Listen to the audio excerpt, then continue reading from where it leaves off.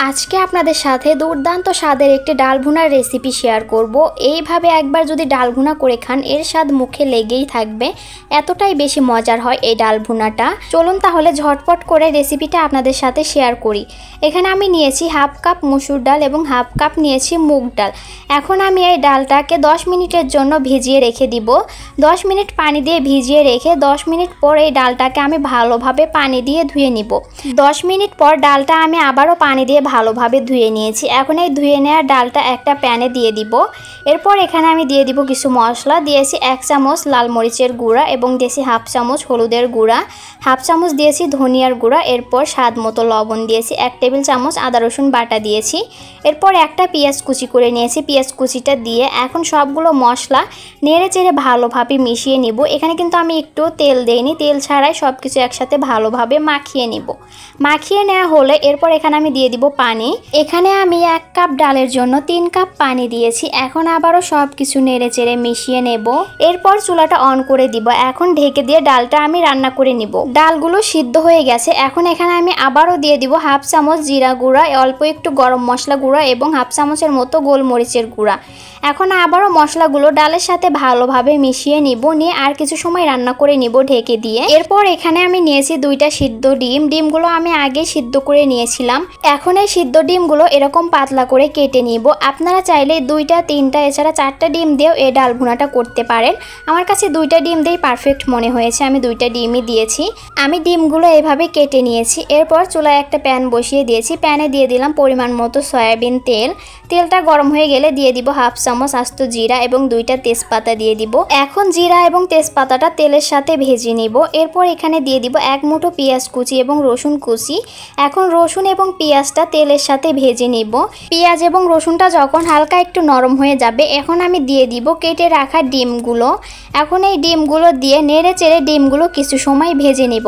আলতো হাতে নেড়ে চেড়ে ডিমগুলো উল্টে পাল্টে পেঁয়াজের সাথে ভেজে নিব। ডিমগুলো পেঁয়াজ মরিচের সাথে একটু ভেজে নিয়ে এরপর এখানে দিয়ে দিব কাঁচামরিচ। কয়েকটা কাঁচামরিচ আমি এইভাবে মাঝ বরাবর ফালি করে নিয়েছি।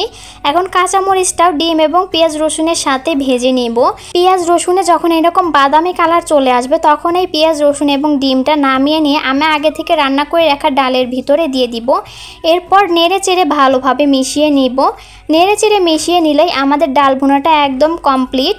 এইভাবে ডাল ভুনা করে খেতে কিন্তু অনেক বেশি মজা লাগে। এছাড়া ডাল ভুনাটা দেখতেও কিন্তু অনেক লোভনীয় লাগছে। এখন ভালোভাবে নেড়ে চেড়ে মিশিয়ে নিলেই হয়ে যাবে। আমাদের ডাল ভুনা রান্নাটা পুরোপুরি কমপ্লিট। আমি আপনাদের একটু দেখাচ্ছি যে ডাল ভুনাটা দেখতে কতটা সুন্দর হয়েছে। বাসায় একবার এইভাবে ডাল ভুনা করে খেয়ে দেখবেন, খেতে কেমন হয়েছে অবশ্যই কিন্তু আমাকে কমেন্ট করে জানাবেন। এখন আমি ডাল ভুনাটা চুলা থেকে নামিয়ে নিব। এইভাবে ডাল ভুনা করে আপনারা গরম গরম ভাতের সাথে খেতে পারবেন। এছাড়া রুটি, পরোটা, পোলাওয়ের সাথে খেতেও কিন্তু এই ডাল ভুনাটা অনেক বেশি মজা লাগে। আমার রান্না করতে যেদিন দেরি হয়ে যায় ঝটপট করে আমি এই ডাল ভুনাটা করে ফেলি। আপনারাও বাসায় একবার এইভাবে ডাল ভুনা করে খেয়ে দেখবেন। আমার এই ডাল ভুনার রেসিপিটি আপনাদের কাছে ভালো লাগলে ভিডিওটিতে লাইক, কমেন্ট, শেয়ার করে দিবেন। আর ইউটিউব থেকে ভিডিও দেখলে সাবস্ক্রাইব করে দিবেন এবং ফেসবুক থেকে দেখলে ফলো দিয়ে পাশেই থাকবেন। ভুনা করার জন্য প্রথমে আমি নিয়েছি 1 কাপ মসুর ডাল। এরপর এখানে মসুর ডালে পরিমাণ মতো পানি দিয়ে মসুর ডালটাকে আমি 10 মিনিট ভিজিয়ে রেখে দিব।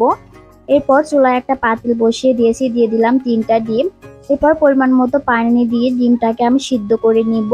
ডিমটাকে আমি সিদ্ধ করে এবং পানি দিয়ে ঠান্ডা করে নিয়েছি। এখন ডিমের খোসাটাকে ছাড়িয়ে নিব।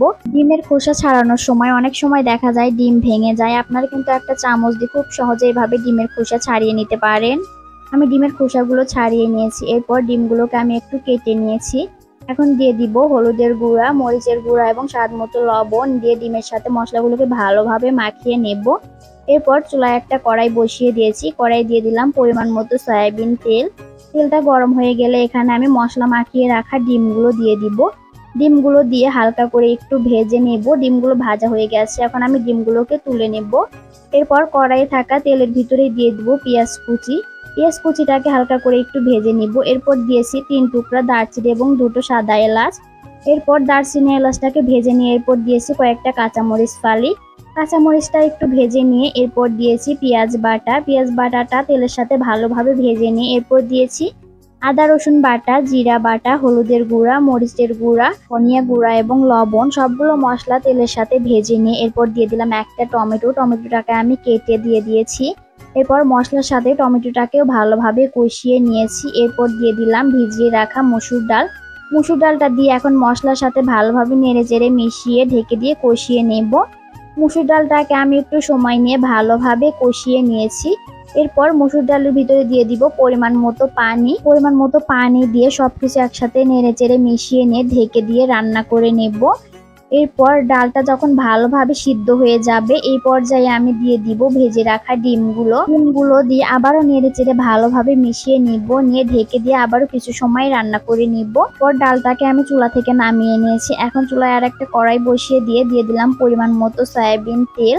তেলটা গরম হয়ে আসলে দিয়েছি পেঁয়াজ কুচি দিয়ে একটু ভেজে নিয়ে এরপর দিয়ে দিলাম তেজপাতা এবং জিরা।